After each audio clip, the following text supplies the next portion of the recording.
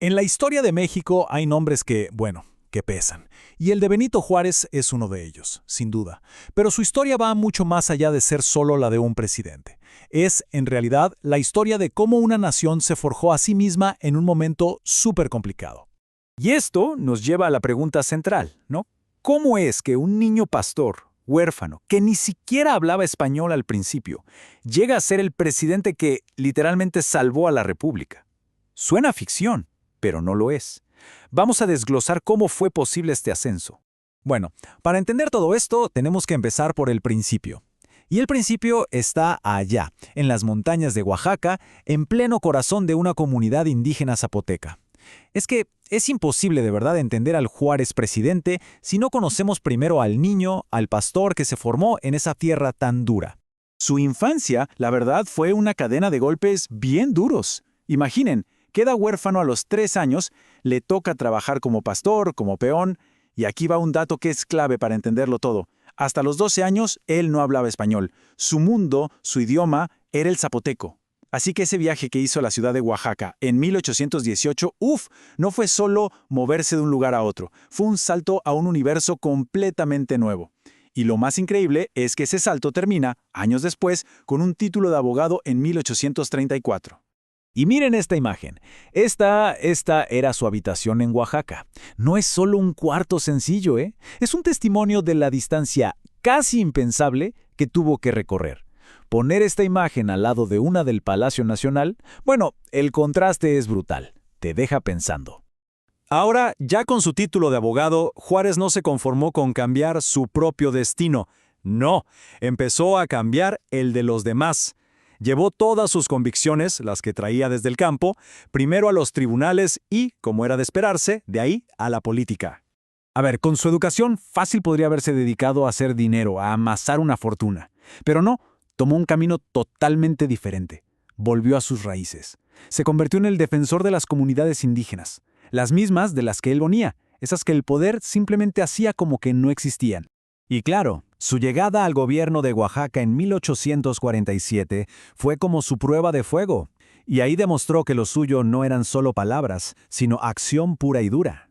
Se puso a construir caminos, a fundar escuelas para maestros, y algo que era casi una locura para la época. Manejó el dinero público con una honestidad y una eficiencia que, la verdad, nadie se esperaba. Como se imaginan, ese buen gobierno en Oaxaca no pasó desapercibido. Pronto, Juárez fue llamado a jugar en las ligas mayores, a la escena nacional. El problema es que el poder a esa escala, pues trae enemigos de esa misma escala. Estaba a punto de enfrentar los retos más difíciles de toda su vida. Y de repente, ¡pum!, el ascenso se frena en seco. En 1853, sus enemigos políticos logran forzarlo a irse de México. El exilio en Nueva Orleans no fue un descanso, para nada. Fue una prueba durísima. Y es que es en esos momentos, ¿no?, lejos de casa, sin poder, donde se templa el acero de la determinación. Pero en cuanto regresó, no perdió ni un segundo. En 1855, ya como ministro de Justicia, lanzó lo que fue una verdadera bomba política, la Ley Juárez. A ver, tratemos de imaginar una sociedad donde los militares y la iglesia tenían sus propios tribunales, donde eran básicamente inmunes a la ley que aplicaba para todos los demás. Bueno, Juárez dijo, hasta aquí.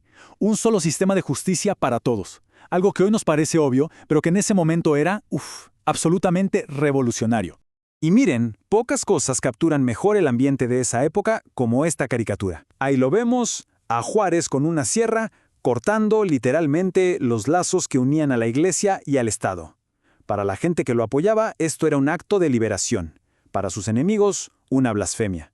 Pero lo que era claro para todos es que esto era el comienzo de algo completamente nuevo. Pero todas estas peleas internas pronto iban a parecer un juego de niños. Porque mientras México estaba en plena ebullición, tratando de reformarse, una amenaza muchísimo más grande se estaba formando del otro lado del Atlántico. Llegamos a 1861. Juárez por fin alcanza la presidencia. ¿Y cuál fue su premio? Pues un país en ruinas. Las arcas del tesoro estaban vacías y las cicatrices de años de guerra civil estaban por todos lados. No recibió una nación, recibió un problema, un desafío gigantesco. Como no había dinero, Juárez tomó una decisión que fue tan desesperada como valiente: suspender por 2 años el pago de la deuda externa. La reacción en Europa fue inmediata y furiosa. España, Inglaterra y Francia no mandaron una nota de protesta, no, mandaron barcos de guerra para asegurarse de cobrar. La diplomacia de Juárez funcionó, pero solo a medias. Logró negociar y convencer a España e Inglaterra de que se retiraran. Pero Francia, la Francia de Napoleón III, tenía otros planes. Ellos no solo querían dinero, querían un imperio en América. Así que se quedaron, invadieron y terminaron poniendo a un príncipe de Austria, Maximiliano de Habsburgo, como emperador de México. Así como suena. Y mientras tanto, ¿qué pasaba con Juárez? ¿Se fue al exilio de nuevo? Para nada. Hizo algo realmente increíble. Metió a la República, simbólicamente, en un carruaje y se la llevó con él, recorriendo el país. Su gobierno se volvió itinerante. Y esto era mucho más que un acto de desafío. Era la prueba viviente de que, mientras él resistiera, México seguía siendo una república libre. Fueron años de lucha, de muchísimo sacrificio, de una guerra terrible. Pero finalmente, en 1867, la resistencia dio sus frutos. El imperio artificial que habían montado se vino abajo. Maximiliano fue ejecutado y la república fue restaurada. El regreso de Juárez a la Ciudad de México, bueno, no fue solo el regreso de un presidente, fue el regreso de la soberanía de toda la nación. Ok, entonces, una vez que la guerra terminó, ¿qué hizo Juárez? ¿Cómo consolidó su visión para México? Y más importante, ¿cuál es el legado que nos dejó y que sigue vivo hasta hoy? Bueno, ya con la paz de vuelta, su trabajo se enfocó en construir un México que mirara al futuro. Puso orden en la economía, se aseguró de que el ejército estuviera bajo el control del poder civil para evitar más rebeliones y, algo fundamental, le apostó con todo a la educación pública. La veía como la base, el cimiento de la nueva nación. Entonces, si lo pensamos bien, ¿por qué se le recuerda con tanto cariño? No es nada más por sus leyes o por haber ganado una guerra. Como bien lo resume una de las fuentes, es por su origen humilde y por el ejemplo de dignidad que le dio al mundo entero. Esa, creo, es la esencia de su legado.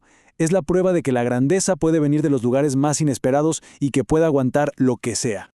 Al final del día, la historia de Juárez va más allá de México. Nos deja una pregunta que sigue resonando.